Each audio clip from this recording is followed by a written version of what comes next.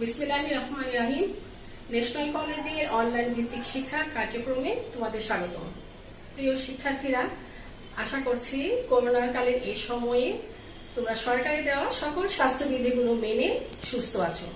প্রিয় শিক্ষার্থীরা, আজ আমি তোমাদেরকে জীববিজ্ঞান দ্বিতীয় পত্রে ব্যবহারিক ক্লাসের উপর কঙ্কালতন্ত্র এবং তার বিভিন্ন অস্থিগুলো নিয়ে আলোচনা করব।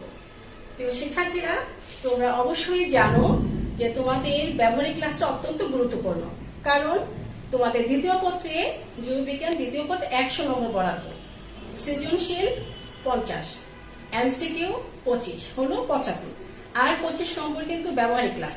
তাই অধ্যক্ষ স্যারের পরামর্শে আমি সৃজনশীলের পাশাপাশি ব্যবহারিক ক্লাসে গুরুত্ব দিচ্ছি। শিক্ষার্থীরা, আমি আজকে যেই টপিকস নিয়ে আলোচনা করব সেটা হচ্ছে মানবদেহের কঙ্কাল এবং কঙ্কালের বিভিন্ন অস্থি নিয়ে আলোচনা করব। শিক্ষার্থীরা, এই কঙ্কাল তন্ত্রের উপর থেকে যে কোনো একটি অস্থি দেওয়া থাকবে, আর সেখানে নম্বর বরাদ্দ আছে 3।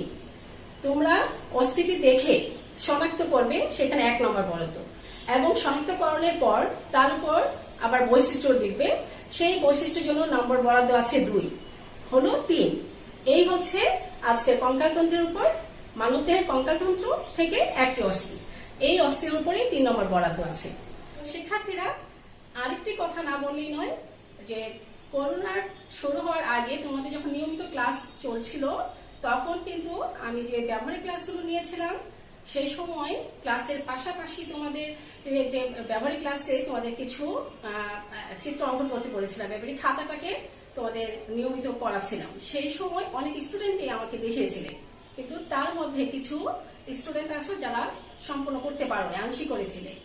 এই সময়টুকু তোমাদের কাছে আমার একটাই অনুরোধ, তোমরা খুব দ্রুত কাজটা শেষ করে ফেলবে। আর করোনাকালীন এক সময় হয়তো সবকিছু শেষ হয়ে স্বাভাবিক পর্যায়ে আমরা ফিরে আসবো, কিন্তু তখন কিন্তু আমরা হয়তো বা আমাদের কাঙ্ক্ষিত সময়টুকু নাও পেতে পারি।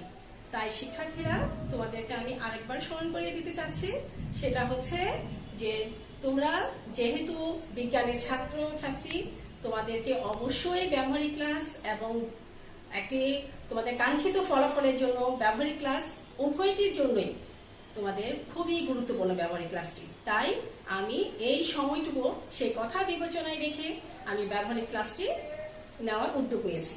তোমাদেরকে আগে একটি ক্লাস নিয়েছিলাম, তোমরা সেই ক্লাসটি দেখবে এবং এখনই খাতা কলম নিয়ে তোমরা প্রস্তুত হয়ে যাও। ক্লাসটি গুরুত্ব দিবে তোমাদের নিজেদের মান বাড়ানোর জন্য এবং বিজ্ঞানী ছাত্র ছাত্রী হিসেবে ভালোভাবে জানার জন্য। আমাদের নিজেদেরকে জানতে হবে কঙ্কাল, মানবদেহের কঙ্কাল, এটা আমাদেরই কঙ্কাল। আমাদের কঙ্কাল, আমাদের দেহটা আমরা জানি 206টি অস্থি নিয়ে আমাদের কঙ্কাল গঠিত। আমি সেই কঙ্কাল নিয়ে আজকে আলোচনা করব। তাহলে শুরু করা যায়। উপর থেকে নিচ পর্যন্ত একটি কঙ্কাল দেখতে পাচ্ছ। এখানে তোমাদের কিন্তু কঙ্কাল অথবা কঙ্কালের মডেল থাকবে। তো এখন আমি এই কঙ্কাল থেকে আমাদের দেহের একটি গঠন নিয়ে আলোচনা করছি। দেখো, এই সম্পূর্ণটা আমাদের যে মাথা খুলি বলি, সেটা হচ্ছে করটি। এই করটিকে 2টি অংশে ভাগ করা যায়। একটা হচ্ছে এই সামনের অংশটুকু হচ্ছে মুখমণ্ডল, আর এই কপালের অংশ থেকে পিছন দিকে যে অংশটা করটির চলে গেছে, সেই অংশটা হচ্ছে করটিকা। তাহলে কি হলো? করটিকা এবং মুখমণ্ডল মিলেই হচ্ছে আমাদের করটি। শিক্ষার্থীরা, তারপর আমরা মুখমণ্ডলের দিকে আসি। মুখমণ্ডলের উপর আমরা দেখতে পাচ্ছি যে উপরের এই অংশটুকু, সেটা হচ্ছে ম্যাক্সিলা, আর নিচের যে অংশটুকু আমরা মুখের নিচের অংশটুকু দেখতে পাচ্ছি, সেটা হচ্ছে ম্যান্ডিবল। শিক্ষার্থীরা, তারপরে আমরা এর পরবর্তী অংশে দেখতে পাচ্ছি একটি হাড় দেখা যাচ্ছে আমাদের বুকের উপরের দিকে। এই হাড়টি হচ্ছে ক্ল্যাভিকল, এবং এই হাড়টির পিছন দিকে আমরা যদি খেয়াল করি আরেকটি অস্থি দেখা যাচ্ছে। এই অস্থিটি হচ্ছে স্ক্যাপুলা। তাহলে এই হচ্ছে ক্লাভিকল আর এই হচ্ছে স্ক্যাপুলা। তো শিক্ষার্থীরা, তারপর আমরা যে অংশটা দেখতে পাচ্ছি একটা বুকের খাঁচার মতো, খাঁচার মাঝখানে যে প্রশস্ত অংশটা দেখতে পাচ্ছি, সেটার নাম হচ্ছে স্টারনাম। আর স্টারনাম থেকে সরু সরু কতগুলো হাড় একটি পাঁজর বৃত্তাকার, সেই অংশটার নাম হচ্ছে পরশুকা। শিক্ষার্থীরা, এই অংশটা হচ্ছে মেরুদণ্ড। আমাদের মেরুদণ্ড হচ্ছে এই মেরুদণ্ডগুলো।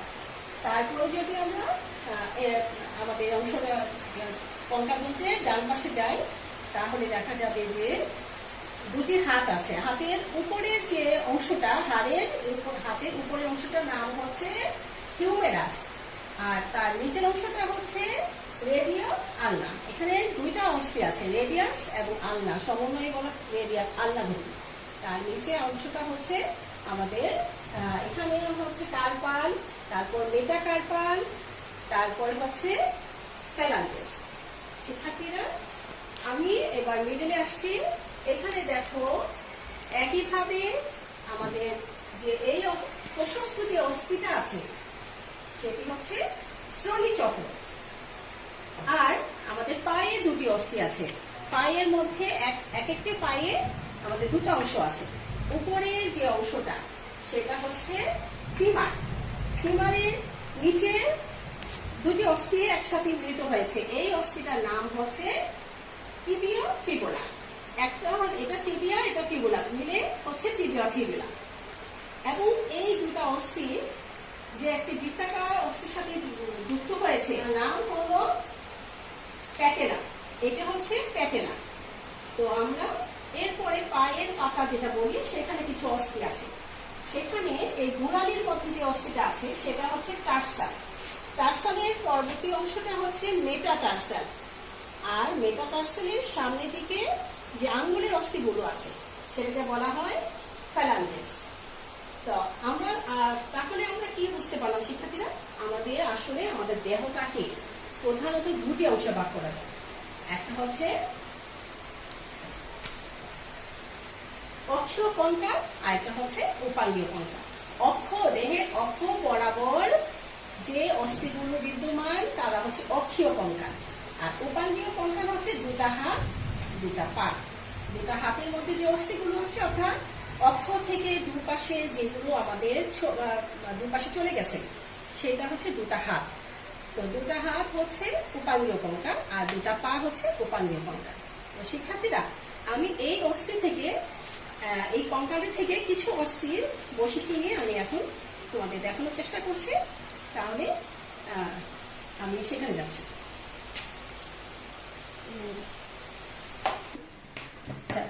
শিক্ষার্থীরা, তোমরা দেখো, আমি আমার হাতে যে অস্থিটি আছে সেটা হচ্ছে হাতের অস্থি। তোমাদের এই হাতের অস্থি থেকে যে কোনো একটি খণ্ড দেওয়া থাকবে, হতে পারে হাতের উপরের অস্থিটা যেটাকে বলা হচ্ছে হিউমেরাস, এটা দেওয়া থাকতে পারে, অথবা হাতের দ্বিতীয় পার্ট অর্থাৎ রেডিয়াস আলনা এই অংশটাও দেওয়া থাকতে পারে, অথবা ফ্যালাঞ্জেসের অংশটা দেওয়া থাকতে পারে। এটা একত্রে দেওয়া থাকে না, সাধারণত একটি পার্ট, যে কোনো একটি পার্ট দেওয়া থাকবে।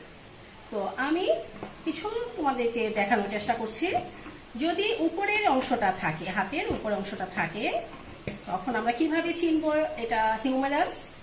তো আমরা প্রথমে দেখে বুঝতে পারবো যে এটা হিউমেরাস, কারণ এই অস্থিটি লম্বা, নলাকার, এবং তার দুটা প্রান্ত আছে, উপরে গোলাকার প্রান্ত, নিচে আরেকটু সূচালো দুটা প্রান্ত আছে।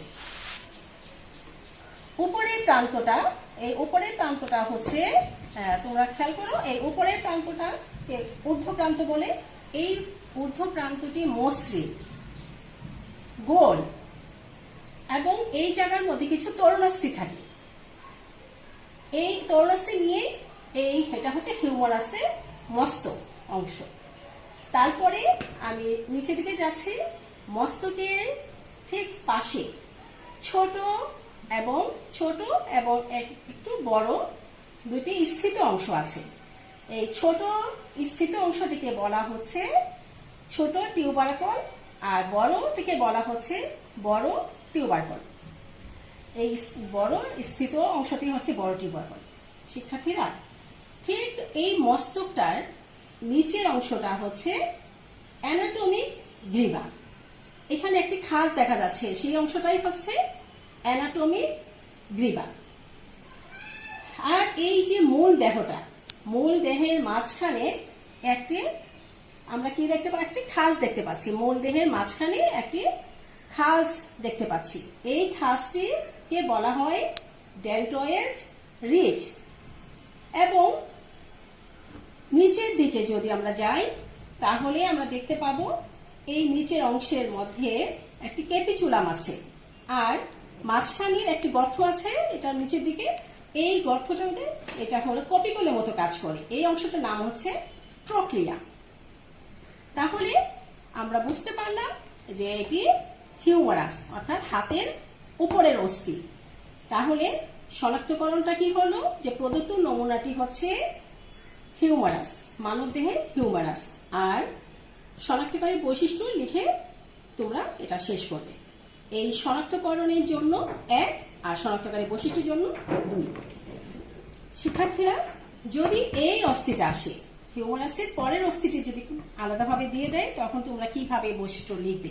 তোমরা দেখেই বুঝতে পারছো এখানে দুটি অস্থি একত্রে মিলিত হয়ে খুব ঘনিষ্ঠভাবে মিলিত হয়ে একটি অস্থি গঠন করেছে। আলাদা দুটি অস্থি কিন্তু দৃঢ়ভাবে মিলিত হয়ে একটি অস্থি গঠন করেছে। এটা দেখেই বোঝা যাচ্ছে যে এটি রেডিয়াস আলনা। শিক্ষার্থীরা, কোনটা রেডিয়াস আর কোনটি আলনা তোমরা দেখতে পাচ্ছ যে এই অংশটা হচ্ছে, এটা হচ্ছে আলনা আর এটা হচ্ছে রেডিয়াস।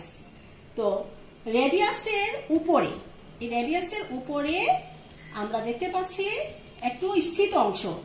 সেই স্থিত অংশটা হচ্ছে মস্তক, এবং এর নিচে একটু কিছুটা সংকুচিত হয়েছে।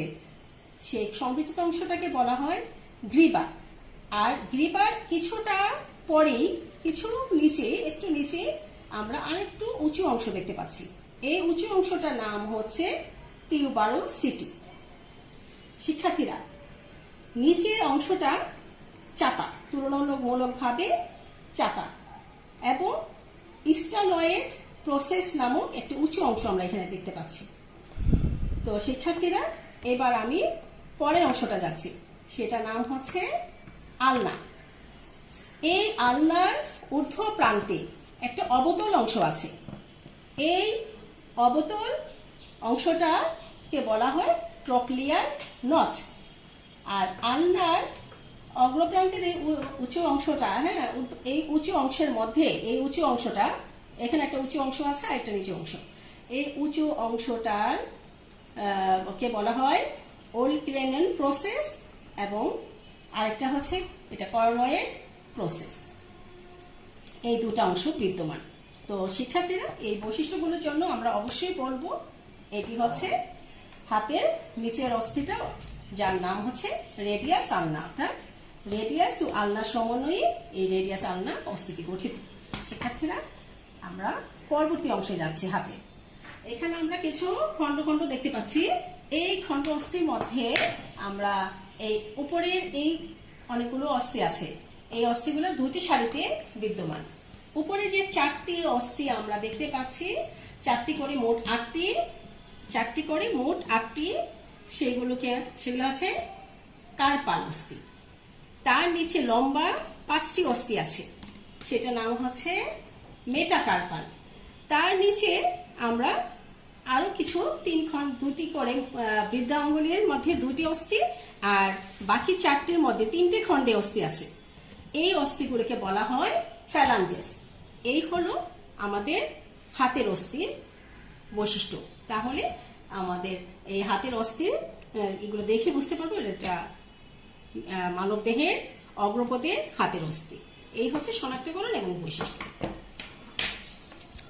আরেকটি অস্থি দেখাচ্ছি, সেটা হচ্ছে মানব দেহের পায়ের অস্থি। তো শিক্ষার্থীরা, তোমরা খেয়াল করো, মানব দেহের যে পায়ের অস্থিটা আছে, এই অস্থির উপরের অংশটা, এটা নাম হচ্ছে কি ফিমার। তোমরা অবশ্যই জানো শিক্ষার্থীরা, মানব দেহে 206টি অস্থি আছে, এবং 6টি অস্থির 206টির মধ্যে সবচেয়ে বৃহৎ এবং স্ফীত এই অস্থিটি, শক্ত অস্থিটি হচ্ছে এই ফিমার। এই ফিমারটি দেখতে শক্ত, নলাকার এবং দেহের সবচেয়ে বৃহত্তম অস্থি। এই অস্থিটির ঊর্ধ্ব প্রান্তে একটি গোলাকার অংশ দেখা যাচ্ছে, সেটাকে বলা হয় মস্তক। মস্তকের নিচে যে সরু অংশটি সেটি হচ্ছে গ্রীবা। আর বড় এবং ছোট এখানে দুটি ট্রোকেন্টার আছে। এটি হচ্ছে বড় একটি প্রশস্ত একটি অস্থি, এখানে একটু প্রশস্ত অংশ দেখা যাচ্ছে, সেটা হচ্ছে বড় ট্রোকেন্টার। আর তার নিচে একটু স্ফীত অংশ দেখা যাচ্ছে, সেটার নাম হচ্ছে ছোট ট্রোকেন্টার। অস্থিটির পশ্চাৎ তলে যদি আমরা দেখি তাহলে সেই অংশটা তুলনামূলকভাবে অমসৃণ এবং এখানে কিছু অলঙ্কারযুক্ত দেখা যাচ্ছে। তো নিম্ন প্রান্তের আমরা এই অংশটার প্রসারিত হয়ে আমি দেখতে পাচ্ছি এখানে কি আসছে, আমরা দেখতে পাচ্ছি দুটি অংশে বিভক্ত, দুটি কন্ডাল আছে এখানে, একটি হচ্ছে মিডিয়াল ও আরেকটি হচ্ছে লেটারাল। এই দুটি অংশ গঠন করেছে। এই দুটি কন্ডালের মাঝখানে আমরা একটি গর্ত দেখতে পাচ্ছি, সেটির নাম হচ্ছে আন্তঃকন্ডাইল নচ। শিক্ষার্থীরা, তাহলে আমরা কি বলবো যে অবশ্যই এটি হিউম্যান, এটা হচ্ছে ফিমার, পায়ের অস্থি। এই যে আমরা বলতে পারলাম এটি পায়ের অস্থি, উপরের অস্থি, এটা বলার জন্য, শনাক্তকরণের জন্য আমি 1 নম্বর পেয়ে যাব আমরা। আর বৈশিষ্ট্যটা লেখার জন্য 2 নম্বর পাবো, তাহলে মোট হলো 3 নম্বর। শিক্ষার্থীরা, আমি আরেকটি অস্থি দেখাচ্ছি তোমাদের। পায়ের ফিমারের, এখানে ফিমারের পরবর্তী অস্থিটা খেয়াল করো। এই ফিমারের পরবর্তী অস্থি, যে কোনো একটি অস্থি তোমাদের খুলে দেখে দিয়ে দিবে এবং সেটা দেখে তোমরা শনাক্ত করবে। শনাক্ত করার জন্য 1 নম্বর, এই অস্থিটা দেখে আমরা অবশ্যই বলতে পারবো যে এটা টিবিয়া ফিবুলা। আর এই টিবিয়া ফিবুলা বলার জন্য আমরা 1 নম্বর পেয়ে যাব। তাহলে তোমরা যখন লিখবে অস্থিটা দেখে যে এটা টিবিয়া ফিবুলা, তার জন্য 1 নম্বর বরাদ্দ হয়ে গেল, পেয়ে গেলে।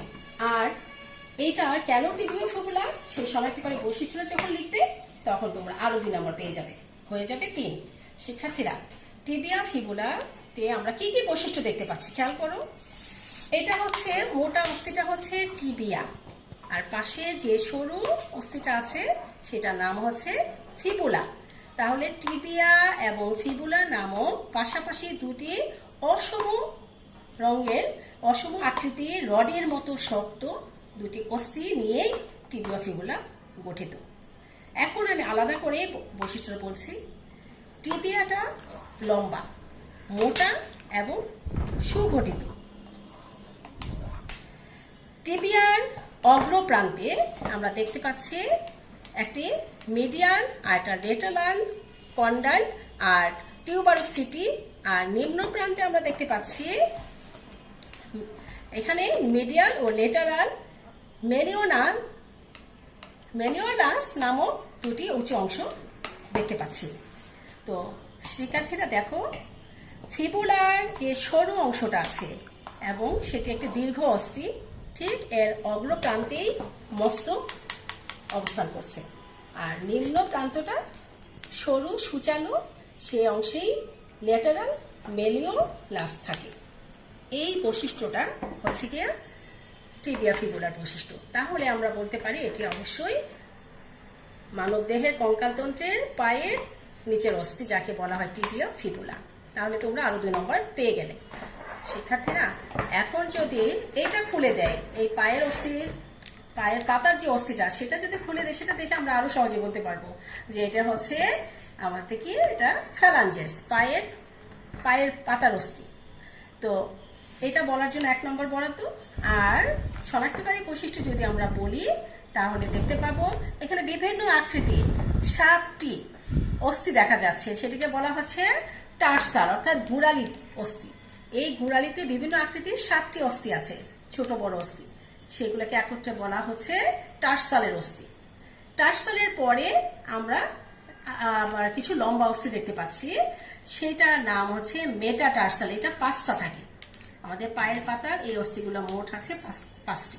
এটা হচ্ছে মেটাটার্সাল এবং এটা পদতল গঠন করে, আমাদের পায়ের তলটা গঠন করে এই অস্থিগুলো। ঠিক পায়ের পদতলের পরে যে আঙ্গুলের অস্থিগুলো সেটাই হচ্ছে ফ্যালাঞ্জেস।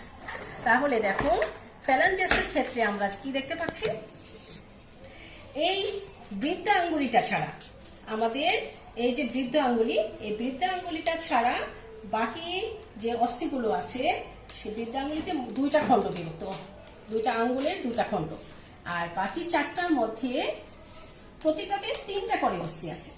তাহলে এই হলো বাকি অস্থিগুলো তিনটি করে ফ্যালাঞ্জাস নিয়ে গঠিত, আর বৃদ্ধাঙ্গুলিতে দুটি করে ফ্যালাঞ্জাস নিয়ে গঠিত। এই হচ্ছে মোটামুটি আমাদের পায়ের অস্থি এবং হাতের অস্থি। তো শিক্ষার্থীরা, তোমরা খুব ভালো করে অস্থিগুলো দেখবে। এটা তো খুবই প্রয়োজন, তাই না? আমাদের নিজেদের জানার জন্য, আমাদের অস্থিগুলো সম্পর্কে জানার জন্য এটা আমাদের এমনি কিউরিওসিটি থাকে, আর এটা তার উপর সেটা তোমাদের নাম্বার বরাদ্দ করা। তো খুবই মজার একটা অংশ, তোমরা ভালো করে পড়বে। আশা করি আবার তোমাদের সাথে যখন আমার সাক্ষাৎ হবে, আবারও তোমাদেরকে সচক্ষে সেটা নিয়ে আমরা আলোচনা করব। আর ততক্ষণে তোমরা আমার ক্লাসটিকে দেখে বৈশিষ্ট্যগুলো অবশ্যই পড়ে নিবে, খাতাটা মিলিয়ে নিবে, বারবার সে চেষ্টা করবে।